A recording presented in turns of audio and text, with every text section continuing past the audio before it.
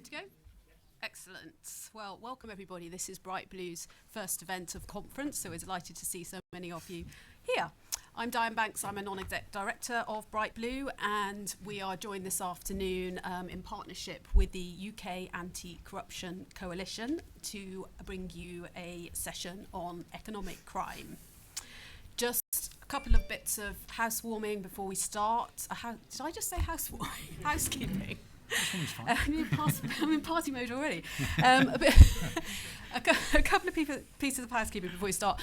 We'd love it if you tweet about the event, so you can use the hashtag BrightBlue, hashtag CPC23, and the handles. Our handle is at @WeAreBrightBlue, and the sponsor handle is at UK, help me out here, Daniel, at AC. I might need to look at a colleague. ACC UK, I think. Oh, thank you. Great, and welcome to everybody who's joining us online. We're going to have questions afterwards, and you can submit your questions using Slido. So if you have a look on your screen, you should be able to see a link to the Slido there, and they'll be sent straight through to me. Great, so we're going to introduce our panel. So we've got Tugendhat, who's the Minister for Security. We've got John Penrose, and John is the former UK PM's anti-corruption champion. I think you were, that was under Theresa May and Boris Johnson, I think, wasn't it? Only person to serve two prime ministers and resign. Right. And then we have Lucy Nash. Lucy is impact producer for the Enablers team at the Bureau of Investigative Journalism. It's an incredibly interesting project. So what they do is they look at how we're unwittingly or otherwise enabling corruption in the UK, and they ensure that investigations have tangible impact beyond publication, which of course is what we're all interested in today. Okay, so the format of today is we've asked all of our panelists to prepare a 5-minute speech on the topic from their perspective. And then we're going to go into Q&A, have about half an hour for the Q&A, and then feel free to hang around for 15 minutes afterwards and just have a little chat and network and get to know each other.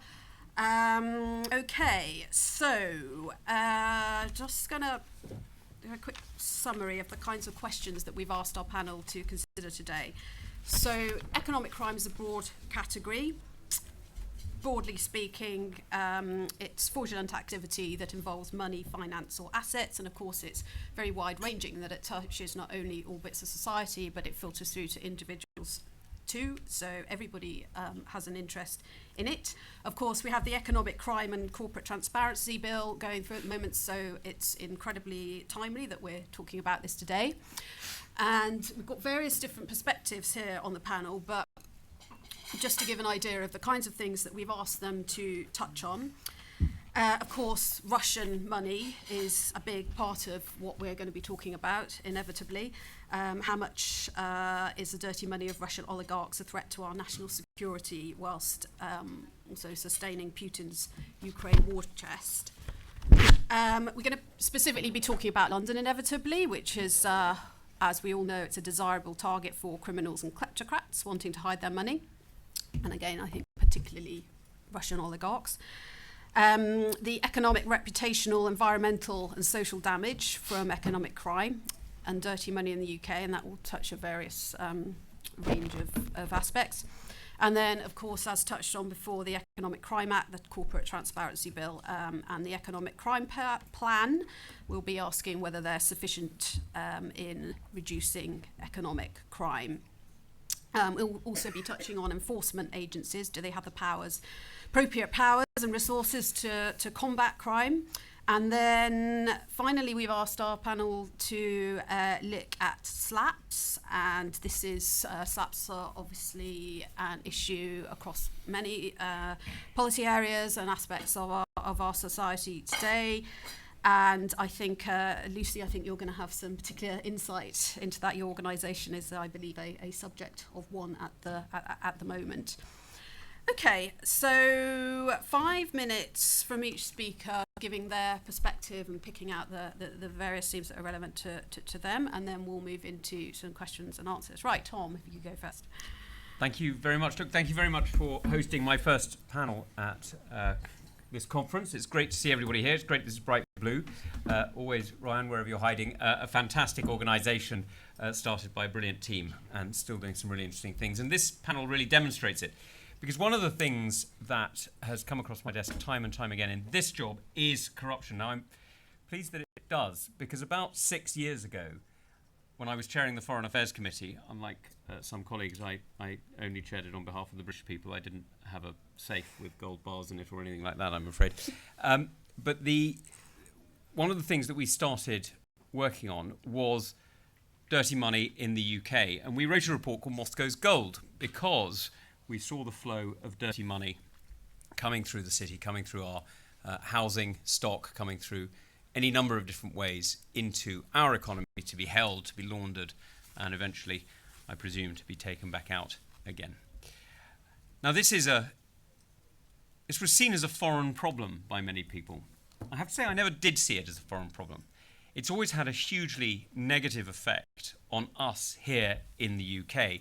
It's had the effect that it actually directly threatens our prosperity by undermining markets and inflating prices in different ways. If you have dodgy money inflating the top of the housing prices, I'm afraid it drags up everybody else's underneath. It threatens our society because it undermines the rule of law and it damages the institutions that support it, which is why in our report we were particularly critical of one law firm, in fact several law firms and several accountancy practices. Whitewashing crime in some circumstances can be almost as serious as the crime itself. And the last point is one that nobody believed when I was saying it in 2017, but now everybody sees very clearly. It threatens our security. It is completely obvious now that dirty Russian money threatens our security. It is completely clear, because Ukraine has made it so, that corruption abroad has direct implications for us at home, not just in terms of conflict, but also in terms of energy prices, food prices, and of course, the cost of living that we've seen so impacted by that invasion of Ukraine about 2 years ago. So I think this is enormously important, and I think this is one of the most important subjects that we can discuss. Sadly, it is a subject that is growing. Now, we are trying to crack down on it, which is why you've heard about the Economic Crime and Corporate Transparency Bill, which will, I hope, soon become an act that I'm working on with Kevin Hollingrake, who's a fantastic minister and has been absolutely determined to get much of this through. In fact, while he was a backbencher, he was leading a lot of the campaign on this in terms of cleaning up overseas jurisdictions and has done some amazing work on it. Hi, Gagan. And one of the things that... we're being checked by the whips. This is very healthy. It's the place to be. Is it for you or me, John? And so we've seen the efforts that Kevin has put in over years to make sure that we get this right. And now the Economic Crime and Corporate Transparency Bill is addressing some of these problems. One of the things it is addressing is SLAPPs, these so-called prosecutions against individuals. Now, is it as broad as we would like it? No, but it's got to fit within the scope of the bill. So at the moment, it fits within the scope of the bill, and I hope it will become a pattern, a model for other future actions. But may I just close by saying the reason this matters so much to me is because the whole of UK society, though we may not always think of it, but the whole of UK society is fundamentally based on trust.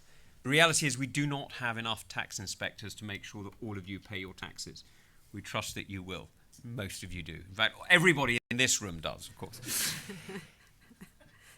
We trust in terms of currency. We trust in terms of economy. We have a huge amount of trust embedded into our system, and that makes our economy, makes our society stronger and more efficient. When you lose trust, you have to put checks and verification in. They cost. They're a friction. They're a disruption. And so maintaining trust in an economy is absolutely fundamental. As George Shultz put it, trust is the coin of the realm. Well, certainly in our case, trust is the coin of the realm. It's literally why we put the picture of the king on the coin. So it's absolutely essential that we fight corruption, not just to stop criminality abroad, but fundamentally to defend ourselves, our society, and our national security. Thank you. Thank you, Tom.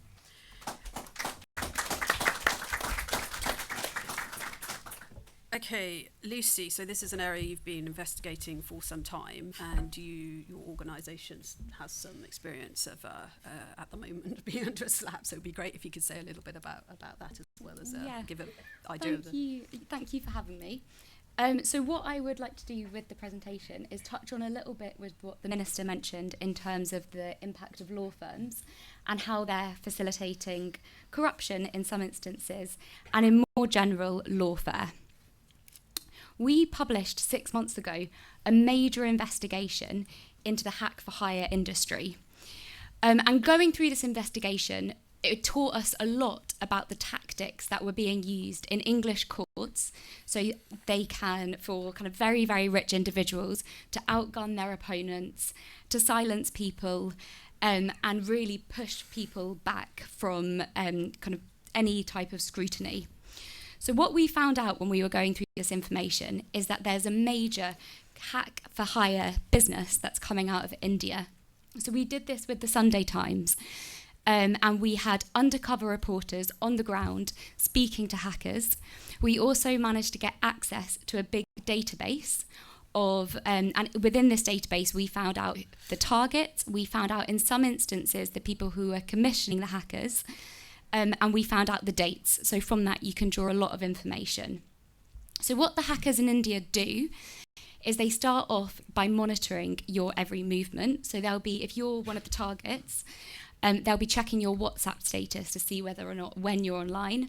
They'll be following you on social media to see what you like and to see what you're doing with your day-to-day. Once they've built up a very good picture of you, they'll send you a personalised phishing email, and eventually everybody ends up clicking the phishing email. And once they've got access to your accounts, it's then the opportunity that they can start downloading the information. Some hackers that we've spoken to have boasted about having the Pegasus code, which is a type of malware that comes from Israel, from a security firm called NSO Group in Israel, and it's very aggressive and scary. Your phone, when the hackers are downloading the content on your phone heats up and slows down. So they'll have worked out when you're not going to be touching your phone. So if they know at 3:00 on Sunday that you're coming to this event, they'll use that opportunity to download the content so that you're not suspicious. So that's how they do it. In terms of who they're doing it for, when we were looking into this, we found numerous instances of British private investigators being the kind of paymasters of the hackers and commissioning the hackers.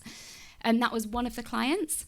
We also found evidence of Qatar being involved with this, and the targets being people in Europe, critics, including people like Michel Platini and Jonathan Calvert from the Insights team, the editor with whom we were conducting this investigation.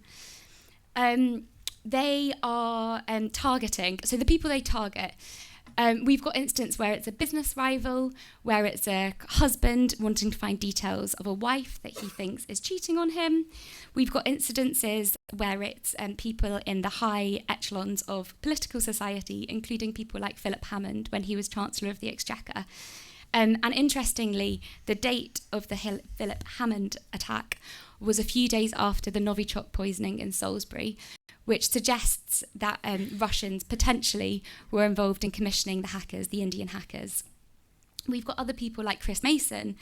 On the list were the president of Switzerland, and we've got an anti-Putin oligarch in the UK, which again indicates that it's Russia who are behind it. So the information ends up, so it might be used to kind of compromise a certain person, it might be used as a business rival finding out kind of competitive advantage, or in other instances, we found out that this hacked material is ending up in English courts. Hacked material is admissible in our English system, so long as the judge deems it so. This is unlike the American system, where you can't include that type of material. And this is one example of how lawfare is working in our country. Other examples of how lawfare is working are things like strategic and vexatious lawsuits. So these may be slaps. I'm sure they've been in the headline recently. I'm sure many people in this room have heard of slaps. But slaps are basically very aggressive lawsuits aimed at silencing people. So they're an infringement on our media freedom in the UK. Other tactics of lawfare, along with hacking and slaps, include witness payments. So another thing that's acceptable in English courts is paying witnesses in civil courts. And we looked at one particular example. I'm going to be quite careful with how I talk about this for legal reasons, but we did a lot of research into something called like a court case called the ENRC case. And we found that witnesses were paid huge sums of money to testify. And one of the witnesses paid was a former Labour MP, and he had previously spoken out against ENRC in the chamber. But he was paid lots of money and he testified in their favour in courts.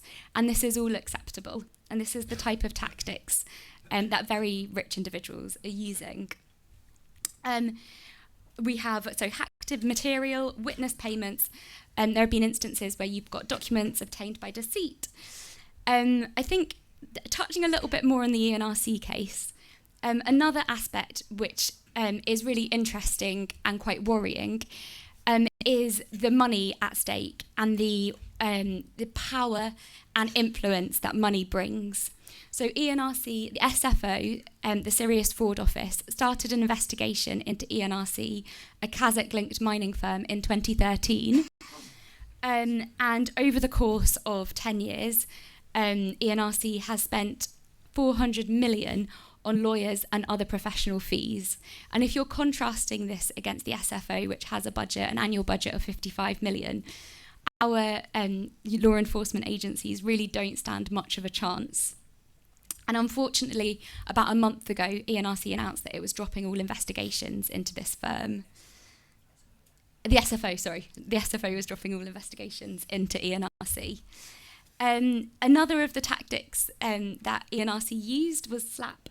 So they launched a SLAP litigation against the journalist Tom Burgess. They did this by employing kind of private investigators to follow him across London and gather information on his life and try and silence him through very aggressive lawsuits. Diane has mentioned that we've got our own lawsuit, which we're going through at the moment, and I should say for legal reasons that the claimant does contest that it's a slap, because you have to be balanced in the way you talk about it. But we've had a variety of lawyers, human rights lawyers, who have analysed the case and they have confirmed that they believe it's a slap. Our case is linked to Kazakh assets, which were travelling through the UK through a holding firm called Tugendhat Technologies Limited. And we have had our first hearing, and already it's us in the firing line, the Telegraph and Open Democracy, and already the costs have surpassed 1 million. So as a small not-for-profit investigative newsroom, you can see how it's scary and it has the kind of capability to totally derail us. The last thing I want to say on our SLAP case as a kind of indication of how power has a lot of influence is the fact that it's a Labour peer who's actually the director of the company that's suing us, which make that of it what you will. Thank you. That's a chilling note on which to end. Okay, so move to John now. So John, this is something you've been looking at for the last 6 years, and it's obviously a very fast-moving area. So you must have seen quite a bit of change in the issues. Yes, I have. And firstly, thank you to Bright Blue for organising this. I think if you go back 5 or 6 years, the number of events talking about this sort of thing at this party conference or anywhere else would have been much less. And it just shows how it is coming up the agenda. Actually begun, to be fair, by David Cameron. David Cameron launched and held so far the world's only anti-corruption summit about 5 or 6 years ago now, to try and put this on the map. Because until then, there were organisations, NGOs, who were working tremendously hard and who got it, but it wasn't something which had really impinged on the wider consciousness. And the point about this is, as Tom rightly said in his opening remarks, this issue is something which has probably been around for decades and decades and decades, but we're only really starting to clock it properly and starting to confront it properly within the last 5 or 10 years, apart from some honourable exceptions. And I think that part of that is because, partly because traditional crime, breaking and entering and all those things, has been in long-term decline. Thank goodness, crime rates of those sorts have been falling steadily in the UK, while fraud has been increasing steadily. And so people start to say, hang on a sec, there's something else going on here. Some of it's enabled by online behaviour, international communications and so forth. But actually what we're uncovering is some pretty nasty behaviours which have been around for a very long time, because you don't get to be an internationally connected trading nation like the UK with a globally important top two financial centre like the City of London without making yourself a target for the people who want to use it for bad purposes as well as good ones. And if you think about it, if just a tiny fraction of 1% of all the money that sloshes through the City of London every day on trading desks and everything else, if only a tiny fraction of 1% of that is dodgy, is dirty money, that's still a huge amount. And it isn't just a question of trying to launder it through international markets, many of them based in London, but also in other financial centres around the world. We're then the place where they want to buy things with that dirty money because it's safe here, because we have the rule of law.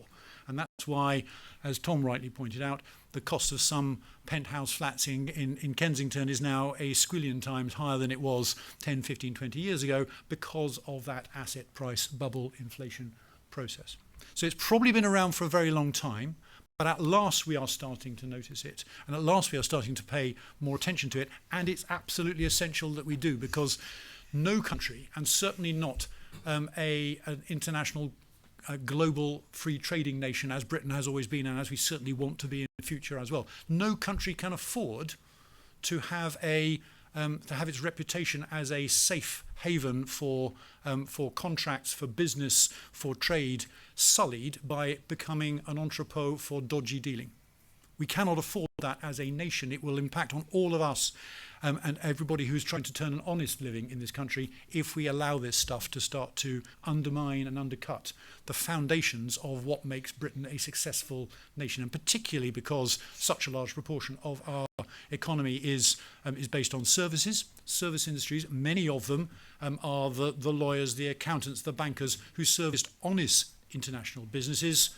But you only need a very small proportion of them to be not honest and servicing crime lords and drug money and all that sort of stuff, and all of a sudden the whole thing starts to wobble on its foundations. So that's why it's crucially important for all of us. Tom was quite right as well to say that it's not a problem with the scope of the legislation going through Parliament at the moment, but it does create limits. The clue's in the name. The legislation's called the Economic Crime Act, passed last year. The Corporate Transparency Bill, still going through Parliament at the moment, and there's also an Economic Crime Plan, all of which, rightly and understandably, focuses on money, on the effect of good and bad of cash, and trying to clean up the effects of make sure that dirty money can't get a look in Britain. But inherently, in all of that, there are some limitations on it, and the limitations are that there are an enormous number of other kinds of corruption which we also need to worry about. You've heard some examples just recent in the first two speeches, which aren't actually to do with profit. They aren't to do with companies and firms. They're to do with foundations. They're to do with trusts. They're to do with foreign countries trying to disrupt our democracy. They are to do with religious groups or whatever it might be, most of whom are entirely wonderful, but a small proportion of them are going to be dodgy. And we need to make sure that we don't assume that the only danger here is the profit motive, because actually the profit motive, I appreciate I'm talking to a room full of Tories, you will understand that the profit motive is in general a very good thing, and occasionally it goes wrong. But what we need to make sure that everybody else understands outside this room is there are an enormous number of other things which can also create corruption, other interests which are nothing to do with the profit motive, and some of our political opponents assume that it's only business leaders who they need to worry about, and it ain't. It's everybody from union leaders through to religious groups through to all those other ones I just listed, which can potentially go bad, and we need to be aware of all of them. Final point from me. We've heard that the serious fraud officers had to back off on a particular case. We just heard about that with the ENRC case. I think that we have in this country an enforcement gap, an enforcement problem. And the reason why we have an enforcement gap and enforcement problem is twofold. One is that historically, we've all been quite concerned about traditional forms of crime, burglaries and breaking and entering and things like that, which, as I mentioned before, are now a declining source of crime, thank goodness. But we have not historically put anything like the same amount of time, attention and resources into fighting fraud and its associated corruptions, which we have needed to, and in particular now that fraud is the fastest growing and I think now the largest individual type of crime this country faces, we are going to have to recut the way that we do our law enforcement and our investigations very dramatically. And that means all of us, because you've only got to listen to a debate about anything to do with law and order at this conference, and we'll probably hear it at the Labour Party as well, and it's all about bobbies on the beat. Yeah, we all do it, don't we? But actually, bobbies on the beat, yes, they're important, but they are completely ignoring this enormous, great big elephant in the room, which we cannot afford to continue glossing over any further. If you can gloss over an elephant, I'm not sure you can, but you know what I mean. So there is an enforcement issue here, ladies and gentlemen. The Economic Crime Act and the Transparency Bill will make it easier for the enforcers to do their job, for the investigators to do their job, but we are going to have to redeploy our resources in order to do this better, and we, all of us in this room, are going to have to just remember and pull ourselves up short the next time we go for the comfort blanket of talking about bobbies on the beat. Yes, they're important, but they ain't the only game in town. Thank you, John. Okay, we're going to move to Daniel, and Daniel was telling me beforehand that I think Transparency International, as of course Daniel is CEO of Transparency UK, but Transparency International employs, what is it, 3,000 people? Worldwide, yes. Worldwide. So he's plugged into a huge, although he's working on the UK side of things, he's plugged into a huge network of people who are also working on this around the world.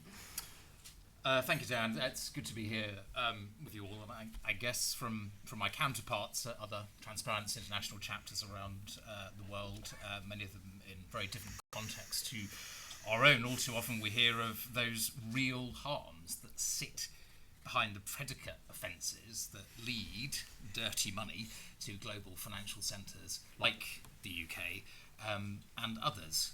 Of course, corruption, the theft of public resources for private personal enrichment, but fraud, bribery, human trafficking, drug smuggling, there is real human cost to every pound of dirty money that finds its way into the advanced financial centres of the world. I'm going to rattle off a few statistics, as I'm surprised nobody's done them yet. So the National Crime Agency, actually it's very hard to, firstly, to actually put a finite number on dirty money in the UK economy, but one that we often use is the National Crime Agency's estimate of £100 billion of illicit financial flows finding their way through the UK economy every year. Since 2016, we at Transparency International UK have been researching suspect wealth being held in property in the UK, which the Minister has already mentioned as a particular risk area.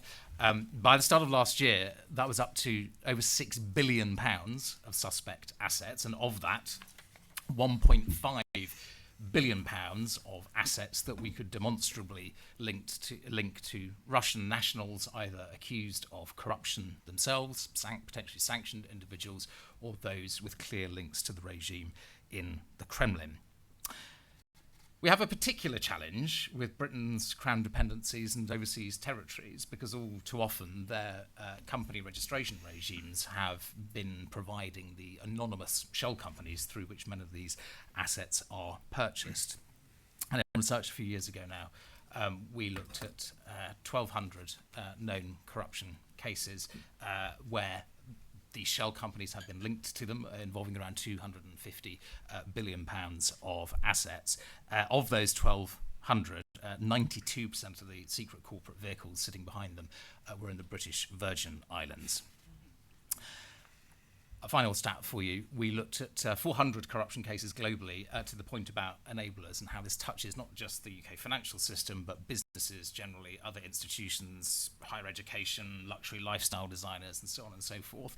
£325 billion worth of corruption cases touching 600 UK companies and institutions across a wide variety of both tightly regulated and lesser regulated sectors. And what does this do? We've heard already that, of course, this is a national security and reputational issue. If so much of this corrupt and suspect wealth is from the hands of those who would like to threaten the rules-based international order, if they are able to use Britain and other global financial centres to launder, hide and stash their ill-gotten means, they therefore strengthen their hand, and a strengthened Russia is the Russia, of course, that we see today. So I want to warmly welcome the progress that we have made, particularly in the last 18 months with the economic crime legislation, which the Minister and John have mentioned, and our thanks to you individually for having held this cause so passionately for so long, particularly when it was less fashionable, as you rightly point out. Both the Economic Crime Act, which we saw last year swiftly, the Economic Crime Bill, which is making good progress at the moment, and the updated Economic Crime Plan, which has got a strong focus around these kleptocracy issues that I've mentioned. A few things that we still need to work on going forward. There is a particularly complex loophole still around efforts to clamp down on anonymous foreign ownership of property. There is a register that came in place with the first Act, which in theory should reveal the true beneficial owners of properties, and it is already revealing some interesting information which has been useful to law enforcement and journalists and others. But you can still own a property anonymously via a trust, and so we welcome government's commitment to consult on that over the coming weeks and months to work out how the legislation can be tightened up to prevent that loophole being further exploited. I've talked about the overseas territories already. John has touched on law enforcement. Absolutely, for all of this to work going forward, law enforcement needs more money in the bank. It needs more protection from those with bigger budgets for intimidating lawyers to challenge their efforts to hold power to account. And it needs also to be able to compete with the private sector.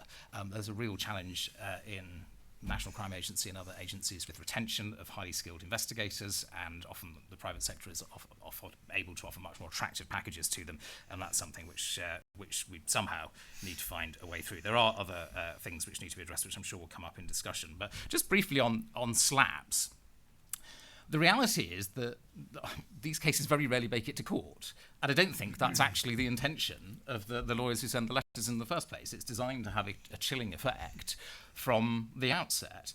If we look at the case of Catherine Belton with her Putin's People book, £1.5 million in costs just at the pre-trial stage. And as Lucy has mentioned, for those of us in civil society who are frequently, whether we're journalists or whether we're research organisations and advocacy like ours, who are frequently on the end of things that look like slappery, immediately it's going to have a chilling effect, even if you are absolutely categorically sure as best as you can that what you have written and published is true, because that is not what the use of these lawsuits is about. And the other thing is you don't really know when they've gone away. Nobody tells you they're not pursuing you anymore. The letters might go quiet for a while, but actually that threat is often hanging over you all the time. So in summary, really welcome progress, again, on a difficult, pernicious issue where we really are playing catch-up for the reasons set out by others. Now is not the moment for us to take our foot off the pedal on the reforms and the enforcement of those reforms that we've seen move forward over the last 18 months. Thank you. Thank you, Daniel. Great. Okay, now we're going to move to questions, and we're bang on time, right? So what's going to happen is there is a mic in the room. There are people watching online, and they're going to message. I'm going to get the messages through on Slido. I'm going to take the questions two at a time, and if you could please say your name, where you're from, and if there's a specific panel member you would like to answer your question. So we've got one at the front here and the one at the back there. Where's the mic? Here.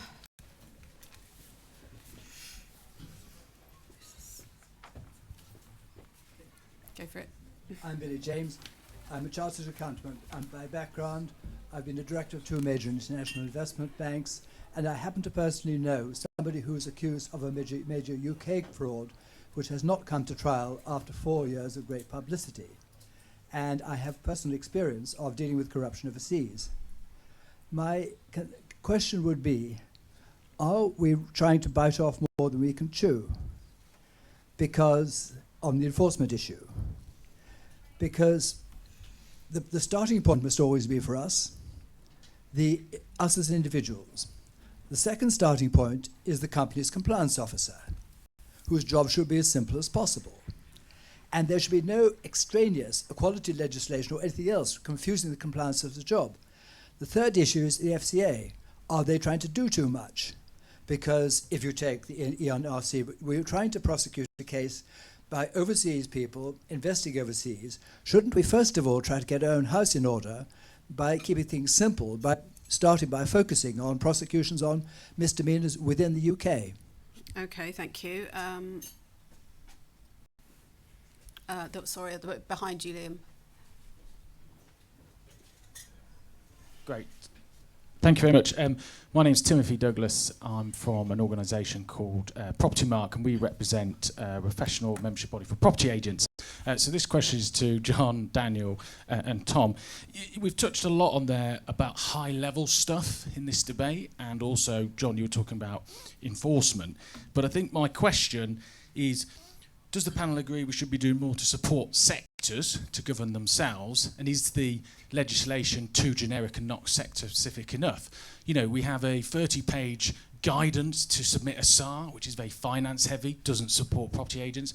We haven't necessarily got a centralised PEP list. How are you expecting the average agent on a high street to understand a high-ranking officer from a foreign country? Of course, yes, it'd be linked to their risk assessment. Agents aren't regulated, so we've got people practicing who aren't qualified and accredited. We have a strange two-tier system for AML supervision, where estate agents have to be supervised, and only letting agents if they're dealing with rents of €10,000 or more. Surely they're dealing more in cash than property agents. So, and also, just the final point, Daniel, yes, we've got the register of beneficial owners, but according to my conversations with the Treasury, agents can't legally rely on the register for their customer due diligence. So that's not helpful either. So a lot of high-level stuff, but let's support sectors, get into the nitty-gritty. There's a lot more we can do. What does the panel think about that? Okay, I think those questions have some points and comments. So is this all too high level, basically? Tom, do you want to start? Sure. Look, thanks very much for both of those. I should just say, I mean, one of the slaps cases that I'm glad to say has now ended was Prigozhin's attempt to sue Elliot Higgins. I think we can be pretty certain that one's over. The reality is there are we've got to be careful not to try to boil the ocean. You're right, but making sure that we get our own house in order, I think, is really important. And to your point, at the same time, and if I take both together, the reality is that what we're trying to do is create an environment in which reputable agents can behave in the way that they would expect to behave appropriately, and those who, frankly, should know better are given warning that we are now much more focused on it. Now, it is quite noticeable how regulated entities have changed their attitudes, even in the last 5 or 6 years. It is quite striking that as more and more focus has gone on to this, individuals who formerly might have turned a blind eye have realised that their reputational risk, their corporate reputational risk, has gone up markedly in recent years. And the I didn't know may have worked 10 years ago. It's a pretty tough excuse when you're getting payments in cash from Russian officers of whatever rank in London today. Daniel. Yeah, sure. Thank you. I mean, without wishing to wish for the world for the gentleman's initial question, I think we need both. I think we've had a pretty resounding analysis from the panel as to why we simply cannot do nothing on the issue of overseas harms-based corruption and the money that flows into global financial centres. And in many ways, what is happening is that politics and legislation and regulation is catching up with the way that the financial system started to change 30, 40 years ago, allowing this kind of illicit finance to flow around the world with greater ease. I think enforcement bodies are always going to have to be selective in their use of their resource, which is, frankly, I suspect never going to be up to 100% of the task, but it's not up to anywhere near enough of the percent of the task at the moment, which is why we need that greater investment.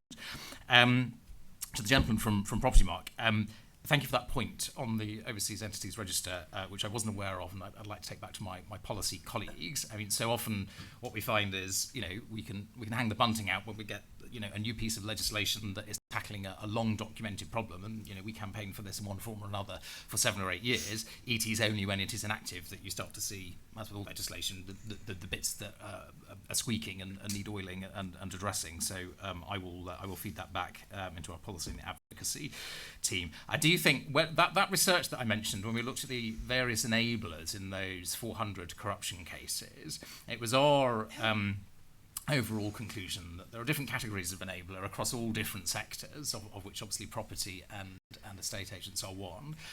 And there are those who just genuinely don't know that they've done it because the system hasn't worked or because there hasn't been sufficient training or internal controls.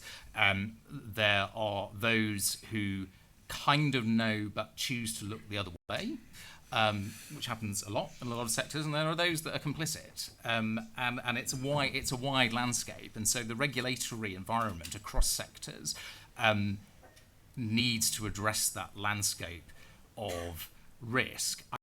I don't disagree that different sectors have different challenges with money laundering regulation, and much of what has been built is obviously centred on the financial institutions, but I think we need to tread with some care as we seek to meet that the sort of knowledge and process gap, because it's our observation that already the AML supervisory regime is massively over fragmented and complicated, and again we welcome government's position that it's going to look at this through the new economic crime plan, but I think that's not to say that it's not a very valid point, and that reform also needs to address the needs of different sectors who are affected by the legislation. Mm-hmm. John, do you want to chip in? I just wanted to add one point, which is that I think the two questions kind of go together, because yes, we need to spend more money and more time and devote more resources to hard-edged enforcement with police officers and detectives doing the forensic accountancy to track down and follow the money.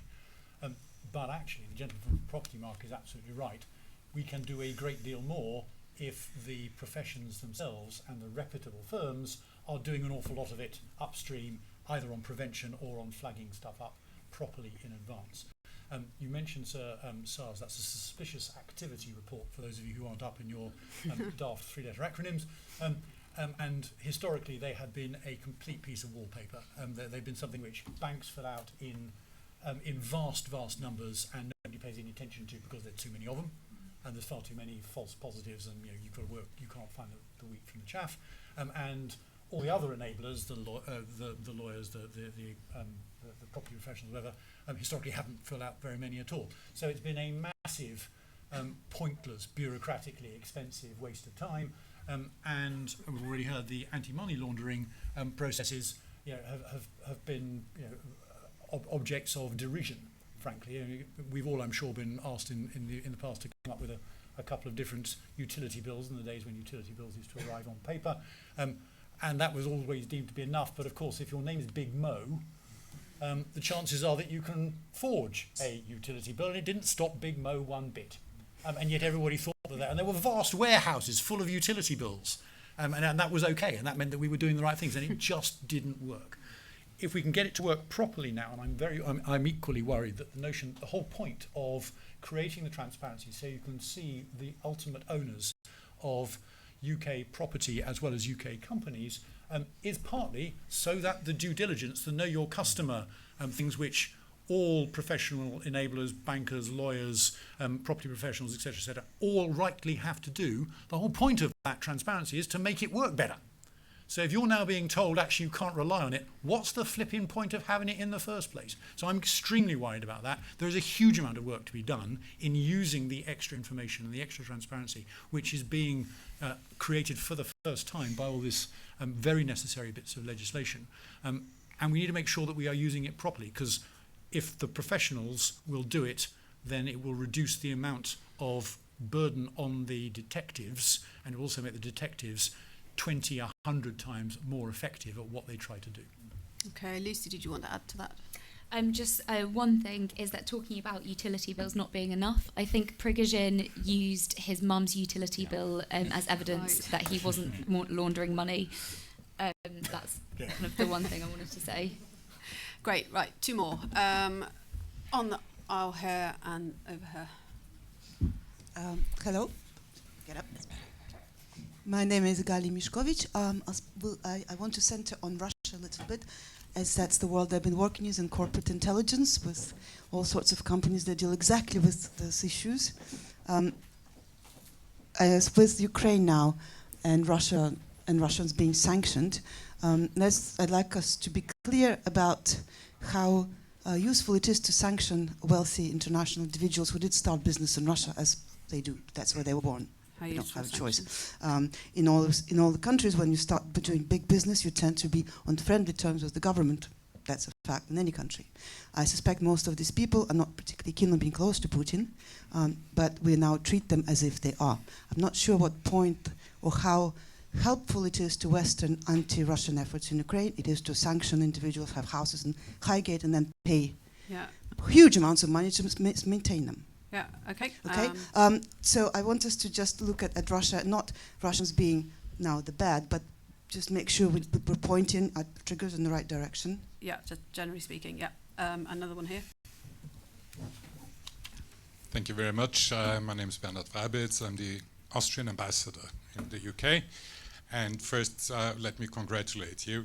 It's my first party conference, and Welcome. I am really surprised and flabbergasted that there is an anti-corruption event at the party conference. I would definitely recommend that to our Austrian colleagues.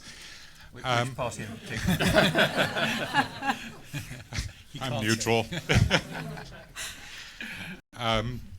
But it actually fits a little bit like the previous question. There was quite a discussion over the past few months, like how to use frozen assets from Russian oligarchs in Western countries, and I just wanted to ask you a little bit, because you were talking about the stability and the protection of property and rule of law and all these things. On the other hand, it seems to be a fairly attractive idea, to use frozen assets, to finance the reconstruction of Ukraine and probably even the war effort. So can I just ask you, what do you think about that? Thank you. Okay, great. Well, those questions tie together quite nicely as well. So sanctions, how useful are sanctions, and frozen assets. Okay, going to move down the panel. Lucy, do you want to start? In terms of how useful sanctions are, that's a good question. I think that obviously we're seeing lots of oligarchs moving their money to places like Dubai. So they're still doing exactly what they were doing, but elsewhere. However, you hope that if there's any form of democracy, which there may not be, but you hope that there's going to be pressure put on Putin, and kind of those in Russia are not going to like being restricted. In terms of what we should do with frozen assets, or my personal opinion is that yes, we should absolutely use them to fund the rebuilding of Ukraine. They were kind of taken away from oligarchs who have benefited from corruption in Russia, and it's only fair for that money to be channeled into the destruction that Russia has caused. Okay, thank you. John? Sure, I just pick up with what Lucy was saying.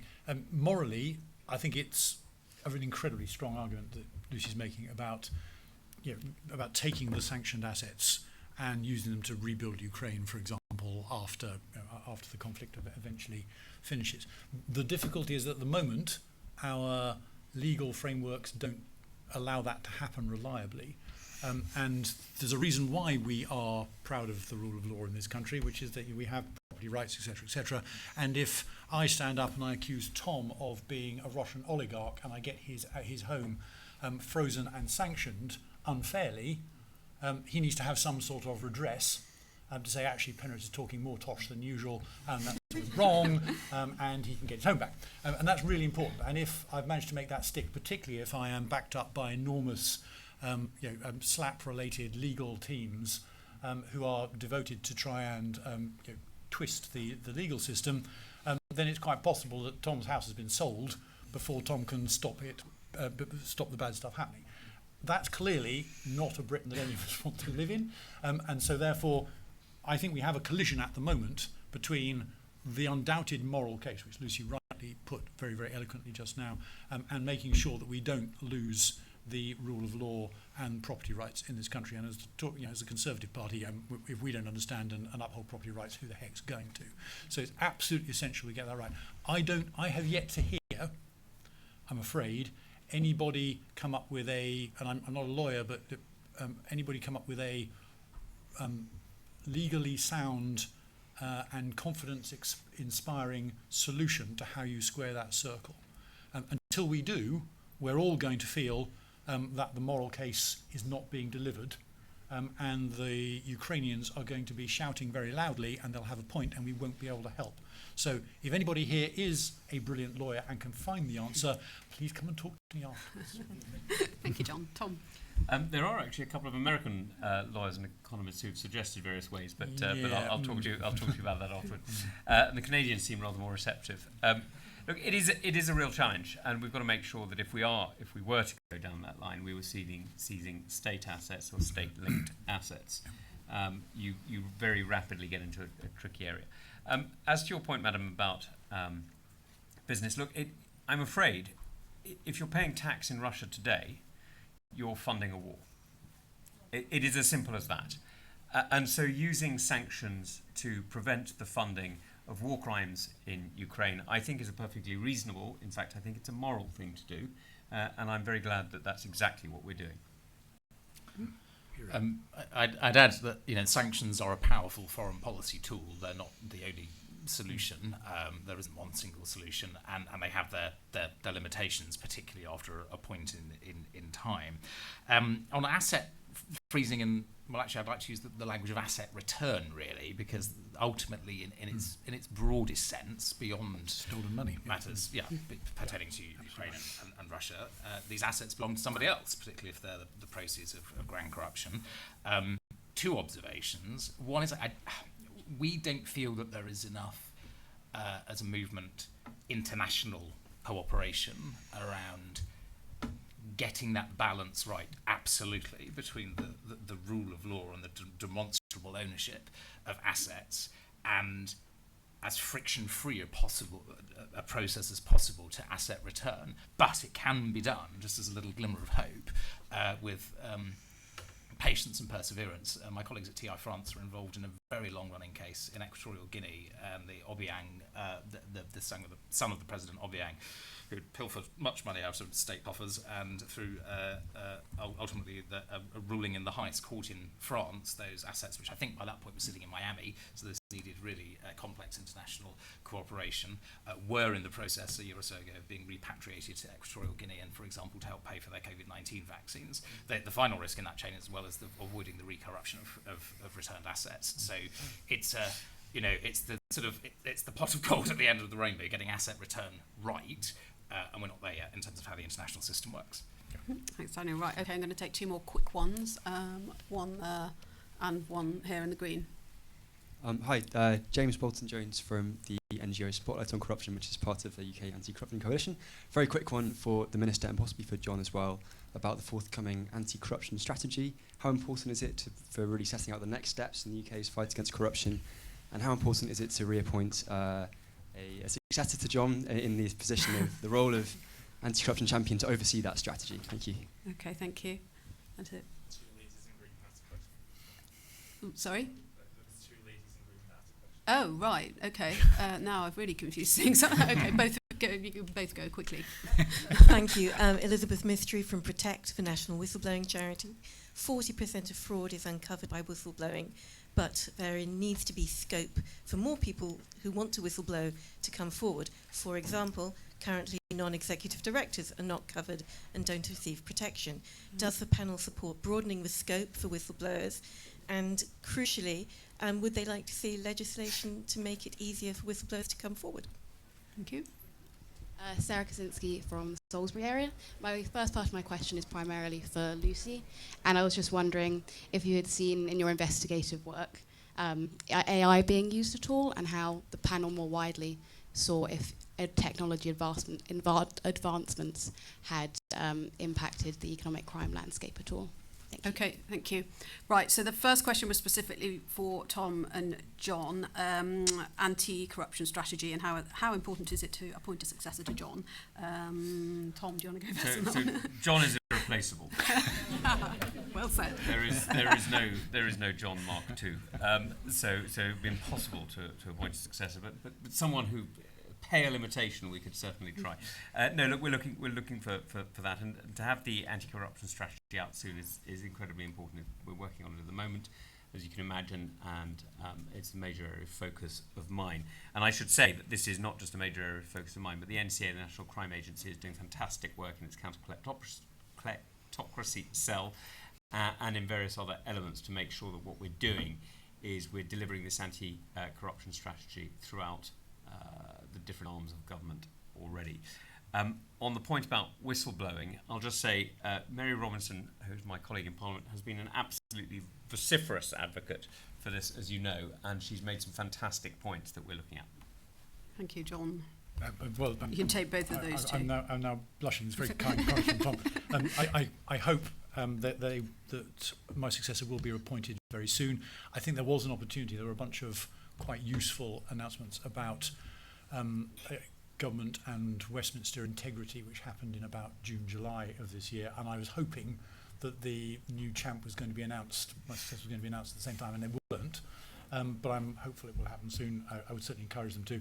And the new strategy, which is kind of a sort of anti-corruption nerds thing, but it really matters because it helps pull all the different threads together across Whitehall, across different bits of government. And that really matters too, so Tom's absolutely right on that. And the only thing I'd add on the whistleblowing is, yes, I completely agree we need to improve our whistleblowing legal frameworks dramatically.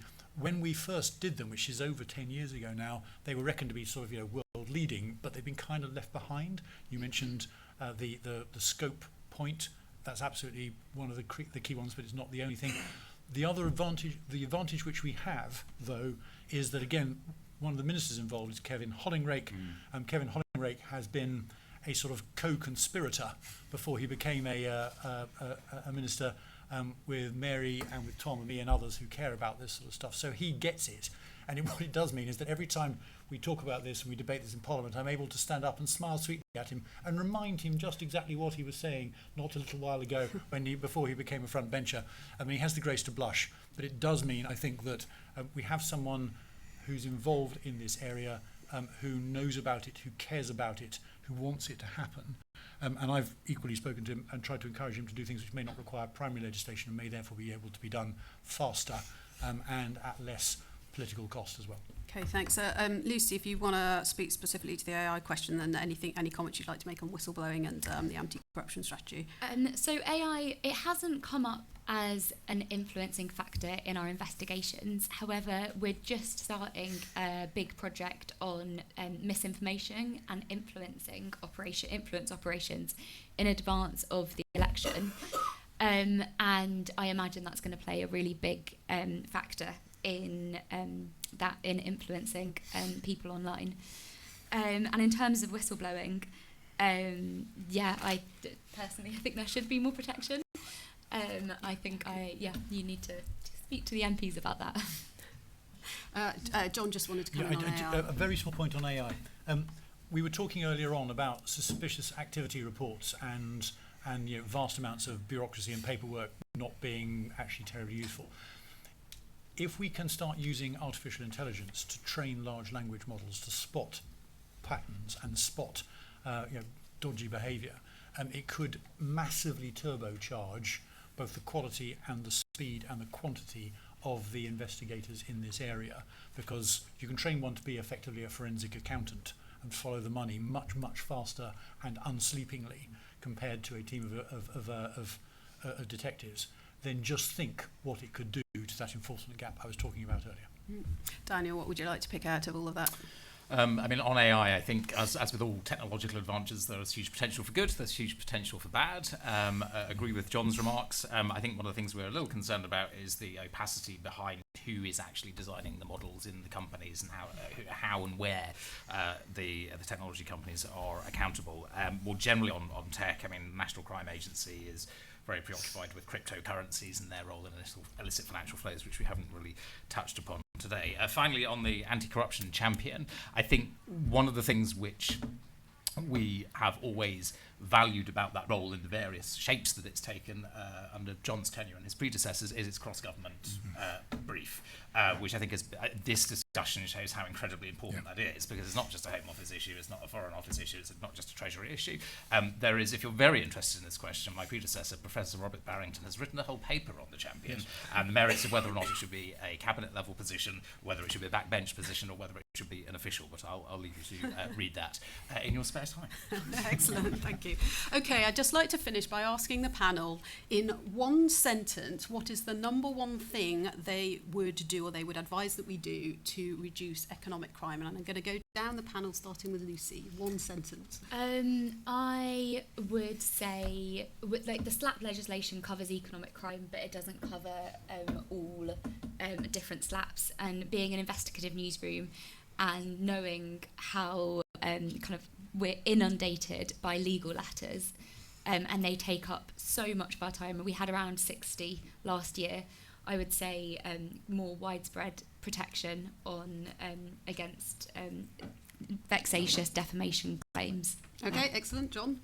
Finish the legislation and then buy the National Crime Agency a very large language model and start training it now. Sounds good. Tom? Well, I'm trying to do the first of that as quickly as I can, and the second I'll get on with it too. Look, I think the most important thing you can do to keep tackling economic crime and to do better is to vote Conservative at the next election, and to allow us to continue the work that we've started, because there's a hell of a long way to go. Sorry, Daniel, you got the short straw. No, I think that continued stress testing of the new legislation, acting swiftly on any loopholes that we identify along the way, and solving this conundrum of resourcing for enforcement, whether it's large computers or many hundreds more investigators sitting behind their screens. Thank you very much. So big thank you to our panel, and a big thank you to the UK Anti-Corruption Coalition for partnering with us today, and a thank you for all of you for joining us for our first event at conference. So I do need to say that you can join Bright Blue for just £20 by going onto our website and clicking the appropriate button. So please do, and you'll get lots of invites to things like this. And do hang around for another 15 or 20 minutes. We have this room for another 15 minutes or so, and we'd love you to chat and get to know each other a little bit more. Thank you very much.